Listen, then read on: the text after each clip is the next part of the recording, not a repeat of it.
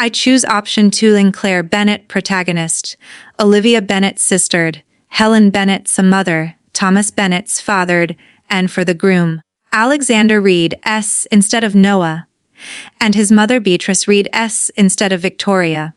They figured I didn't matter. That's what my sister Olivia announced when the seating plan relegated me to a spot beside the dumpsters. The corridor reeked of roses and industrial cleaner. Inside the grand hall, the bandleader was warming up the crowd for the newlyweds' first spin across the floor. My mother smoothed the strand of pearls at her throat. My father studied the pattern in the marble like it held the secrets of the universe. I clutched the package I had stayed up half the night wrapping, tugged the hem of my burgundy gown straight, and swallowed every protest. No scene, no waterworks. I simply rose and stepped into the crisp New Hampshire evening. 4 minutes later, the crystal chandeliers inside went dark, and a single shriek sliced the celebration clean in two. This is everything that followed. The New Hampshire dawn had been biting, the sort that carries wood smoke and old money on the same breeze. Olivia had booked the Ridgewood Manor because the brochures promised alpine elegance with coastal undertones, the kind of venue where guests angled their phones to capture proof they belong. The ballroom itself was a greenhouse of glass and steel cantilevered over a private cove. Inside, every surface dripped with peonies and votives bobbing in mercury bowls. Each table setting caught the light like a jewel box. Mine, according to the calligraphed card, was stationed in the service corridor beside the rolling bins. I had driven the 4 hours from Providence alone, replaying Helen's final text on a loop. Claire, whatever you do, keep the peace. It's Olivia's moment. That was my role in the family ledger. A footnote, a cautionary asterisk. Don't disrupt. Don't expand. Don't remind anyone there were 2 daughters. We were the postcard family. Olivia with the sashes and the framed newspaper clippings. Me with the perfect attendance certificates no one ever pinned to the fridge. She dissolved into tears and arms opened. I solved the problem and the room moved on. Helen called me low maintenance. Thomas called me self-sufficient. Translation invisible was efficient. The last time the 4 of us had shared the same roof was 4 Thanksgivings earlier. The kitchen had smelled of scorched pumpkin and pine sol. Olivia was sunning herself in Lisbon with whichever financier had the shiniest jet that week, and for once the house felt buoyant. Helen asked me to fetch the old leather albums from her dresser. What I found instead was a slim camel-colored diary, spine cracked from decades of devotion. Page after page began identically. Olivia's first violin recital, Olivia's favorite risotto, Olivia's early decision letter from Dartmouth. My name never appeared. Not on birthdays, not on graduations, not even in the margins. When I asked, Helen's laugh floated like champagne bubbles. You never craved the spotlight, sweetheart. You were always all right on your own. That night I learned the difference between being overlooked and being erased. I thought of that diary as my heels struck the polished runner leading to the ballroom. Through the etched glass I watched them arrange themselves for the formal portraits. Helen in blush chiffon, Thomas wrestling his cufflinks, Olivia luminous in layers of tulle and seed pearls. She glanced over, registered me, and offered the polite nod one gives a helpful barista. The wedding coordinator materialized, tablet glowing. Miss Bennett. I confirmed. Her smile thinned. You're assigned to corridor overflow. I waited for the punchline. It never came. She gestured toward a lone bistro table wedged between the swinging kitchen doors and 3 industrial trash receptacles. From that vantage I could see every sequin, every toast, every proud parental hand on Olivia's shoulder, but a pane of glass and 20 years of precedent kept me on the wrong side. I placed my gift, a matte charcoal box tied with ivory satin, on the wobbly table and stared through the portal. Olivia lifted a flute of vintage something for the photographer. Helen fussed with the cathedral veil. Outside, the draft tasted metallic. I recited the old mantra, "It's fine. You never needed them anyway." But the lie had grown brittle. Needing and deserving are different countries, and I had been exiled from both. I tried to shrink the way I always had, but the corridor refused to cooperate. Servers burst through with trays of melting sculptures, chuckling about tips and terrible dance moves. Each swing of the door delivered a strobe of light, crystal catching fire, silk skirts swirling, Helen's fingers braided through Olivia's like a coronation. Then the laughter inside changed key.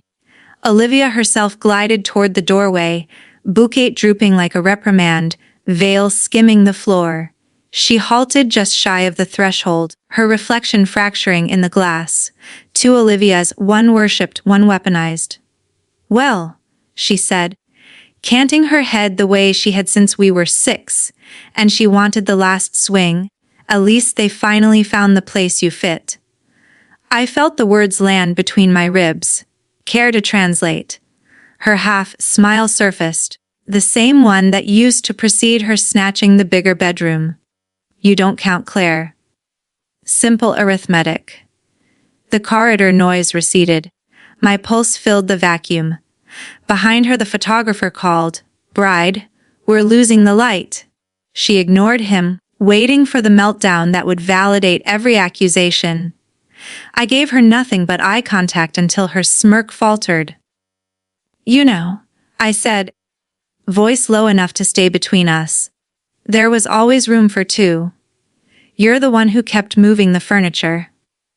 Her pupils contracted. "Spare me the therapy speak. Today is mine. The least you could do is fake joy." I exhaled a laugh that scraped. "You made sure I couldn't share the room." What exactly am I applauding? For an instant something raw flashed across her face. Panic, maybe guilt. Then the armor snapped back. "You always rewrite history. Mom warned me you'd do this. Mom." The syllable detonated. I saw the diary again, every margin blooming with Olivia. "I'm not rewriting anything," I said. "You just hate that I read the original." She rolled her eyes so hard the veil quivered. "You sound like Dad. Resentful, small. Face it, Claire. Nobody here needs your blessing." She pivoted, till hissing across tile, leaving a wake of gardenia and contempt. I watched until the door sealed her back into the light. Then I lifted the charcoal box, traced the satin once, and tucked it into my clutch. If they wouldn't let me inside, I wouldn't leave empty-handed. Not anymore. I lingered in the corridor long enough for the first dance music to leak through. Something syrupy with strings. I pictured Helen dabbing her eyes with a monogrammed hanky, Thomas clapping off beat, Olivia orbiting the room like a moon everyone agreed was made of gold. I had spent a lifetime on the dark side. I stood. My reflection in the glass looked almost serene if you ignored the tremor in my jaw. The gift in my bag had gained weight. It carried more than crystal now. 3 weeks earlier, over lats in a Back Bay cafe, Olivia's former assistant Marisol had spilled everything. Olivia had been crowing to anyone who would listen about how effortlessly she had managed. Alexander, how a well-timed sob secured the deed to the Beacon Hill brownstone. How another bought the diamond studs she wore tonight. "He's darling," she'd said, but malleable. A few tears and the prenup disappears. Marisol still had the screenshots. I hadn't decided what to do with them until the seating card crystallized the decision. I slipped back to the foyer gift table while the planner was distracted rearranging peonies. I nestled my charcoal box atop the Le Creuset tower, scrawling to Olivia and Alexander in careful copperplate. Inside, beneath a framed photo of the happy couple I'd ordered from their engagement shoot, lay the folded printouts and a single line, "The truth always finds the light." Then I walked out, The night air tasted of salt and pine. The cove reflected the manor's windows like scattered coins. I hurriedly heard the applause swell for the dance I no longer needed to witness. In the gravel lot my sedan waited, patient as a confession. I slid behind the wheel, clicked the door shut, and whispered to the windshield, "Let the record correct itself." Inside, the quartet eased into a jazzy cover of an old standard. Alexander spun Olivia under a canopy of fairy lights. The photographer's strobe painted the room in freeze frames of bliss. A cousin, tipsy on Prosecco, decided the couple should open one gift for the guests' amusement. Olivia, flushed and laughing, selected the charcoal box because the ribbon matched her something blue garter. She tugged, satin side free. The lid lifted. The frame glinted. The note fluttered out like a white flag that had changed its mind.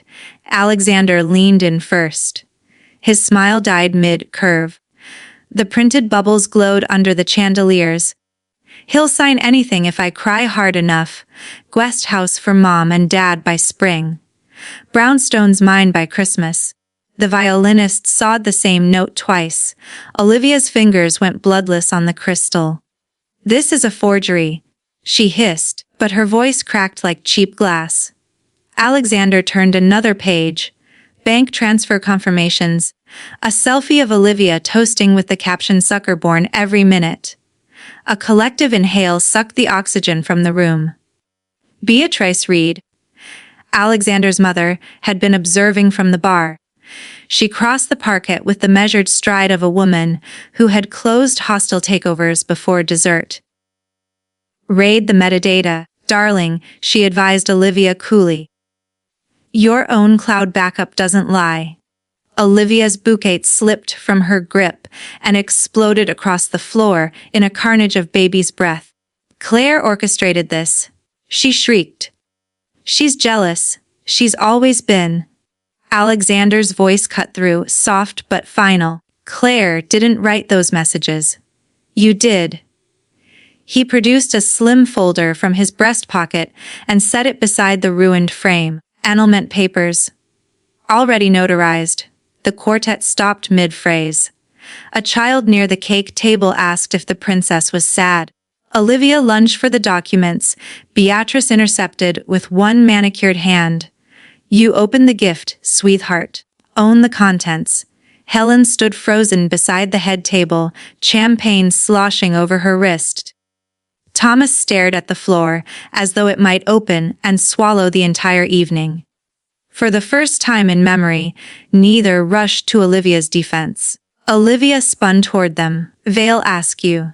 Do something." Helen's lips parted, closed, parted again. Nothing emerged. Thomas finally spoke, so quietly the microphone almost missed it. "You owe your sister an apology." The words ricocheted like a starter pistol. Olivia's laugh splintered. "Apologize to Claire. She's not even." She stopped herself, but the room finished the sentence in 100 horrified whispers. Alexander walked away. The crowd parted like theater curtains. Beatrice followed, murmuring condolences to shocked aunts. Olivia sank to the floor amid scattered petals, mascara carving black rivers down porcelain cheeks. Staff began discreetly dimming lights, signaling the night's premature end. Somewhere a glass shattered, whether dropped or hurled, no one could agree later. Outside, my engine idled. Through the fogged windshield I watched silhouettes scatter across the lit windows like startled birds. A single scream arsed over the water, raw and disbelieving, followed by the crash of overturned furniture. I didn't smile, I simply exhaled a breath I'd been holding since childhood. Then I shifted into drive and let the gravel speak beneath the tires. By the time the main border rose to meet me, the sky had softened to pearl. My phone vibrated itself hoarse. 23 missed calls, a string of texts from Helen that escalated from pleading to bargaining to accusatory. I let them die unanswered. The silence felt like reclaimed territory. I checked into a shingle, sighted in Camden. The kind of place that smelled of cedar and coffee, older than my grievances. The owner, a widow named Ruth with silver braids and kind eyes, handed me a brass key and a plate of blueberry muffins without asking questions. My room overlooked the harbor. Lobster boats bobbed like punctuation marks on the tide. I hung the burgundy dress in the closet and studied it the way a general studies a tattered flag. Evidence of a war survived. That first morning I walked the waterfront until my legs gave out. Gulls wheeled overhead, indifferent to human drama. I sat on a barnacled bench and opened the diary I'd started in college, the one Helen never knew existed. I wrote until the pen blistered my fingers, every slight, every erased birthday, every time I'd apologized for taking up oxygen. When the pages ran out, I tore them free, folded them into a paper boat, and set it adrift on the outgoing tide. The current carried it past the breakwater and out of sight. Back in Providence a week later, the fallout had calcified into legend.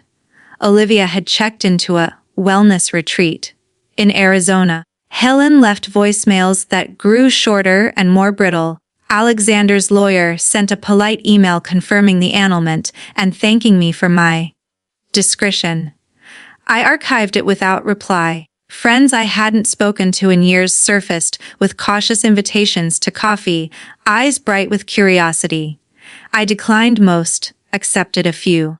Conversation stayed light, new restaurants, hiking trails, the unseasonable warmth.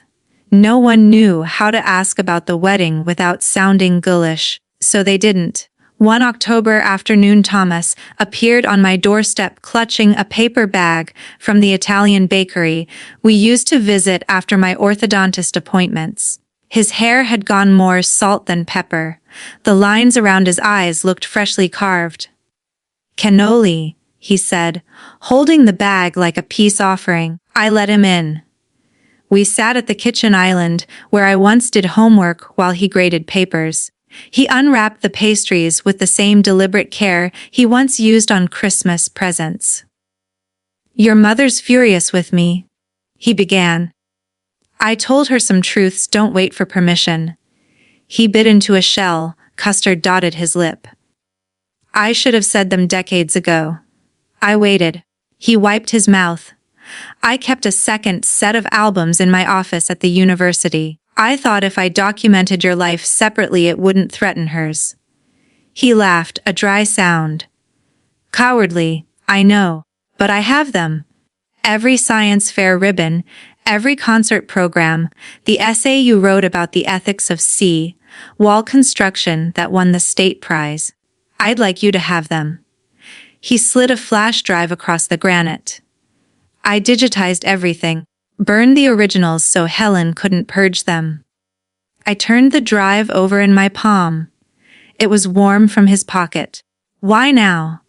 Because the cost of silence became higher than the cost of noise. He met my eyes.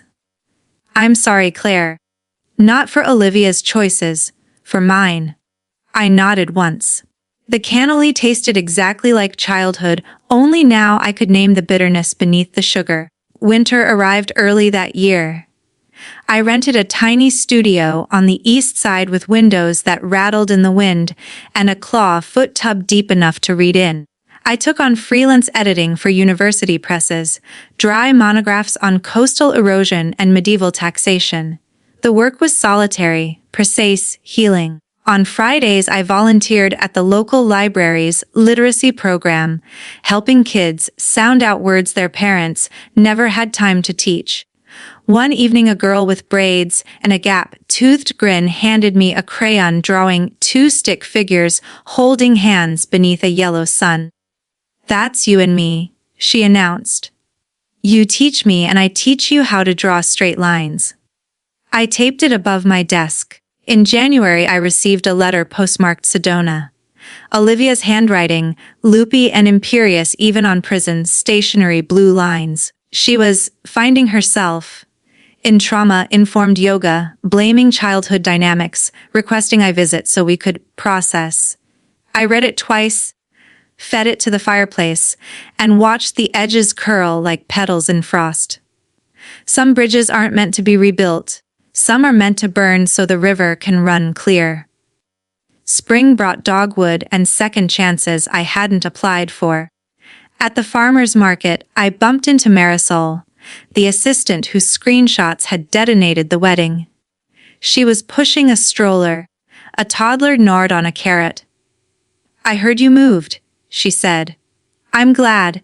You deserve mornings that don't taste like bleach." We exchanged numbers. A month later, she invited me to her partner's art opening. Abstract oils of shipwrecks and lighthouses. I wore the burgundy dress again, hemmed shorter now, and danced with a sculptor who smelled of turpentine and possibility. His name was Jonah. He built kinetic installations that responded to wind. We met for coffee, then for coastal walks where he explained torque, and I explained metaphors. One dusk he asked about the scar on my left knee. Bike accident, age 9. The day Olivia got her learner's permit and the family celebrated with a steak dinner I wasn't invited to because I was at the ER. He listened without flinching, then kissed the scar like it was a punctuation mark at the end of a long sentence.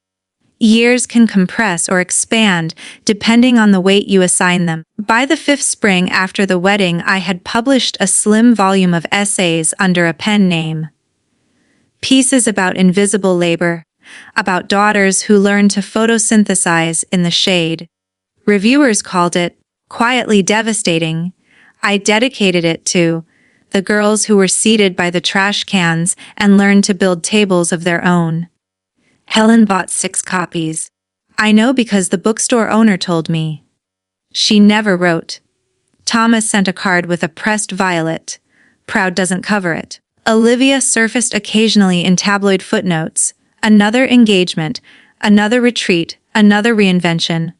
I stopped reading. The last I heard, she was selling athleisure on a subscription model called Glow Up. The irony was not lost on me, but it no longer stung. One July evening, Jonah and I drove north to the same cove where Ridgewood Manor still hosted fairy tale weddings. The building had new owners. They'd painted the trim sea foam and installed a rooftop apiary. We walked the grounds at golden hour. The glass ballroom gleamed, empty, waiting for the next couple to promise forever beneath chandeliers that had once witnessed forever unraveling. I stood where the corridor table had been. Wildflowers now grew through the cracks in the concrete. Jonah slipped his hand into mine. "Feel that?" he asked. The breeze carried salt and honey. I nodded. "That's the sound of nobody telling you where to sit." We stayed until the stars pricked the sky. On the drive home, I rolled the window down and let the night air calm my hair. Somewhere behind us, a bride laughed. A groom lifted her over a threshold. Glasses clinked like tiny bells. I didn't envy them. I had learned that the best seat in the house is the one you pull up for yourself. If you have ever been the afterthought at your own blood's banquet, hear me. The door you walk through when you leave is the same one that opens onto a life where your name is the first on every list. The trash cans. They were never the end of the story. They were the compost that grew the garden I now tend.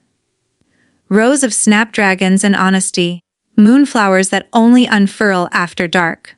I water them with the rain that falls on everyone equally, and I no longer measure my worth by who notices the bloom.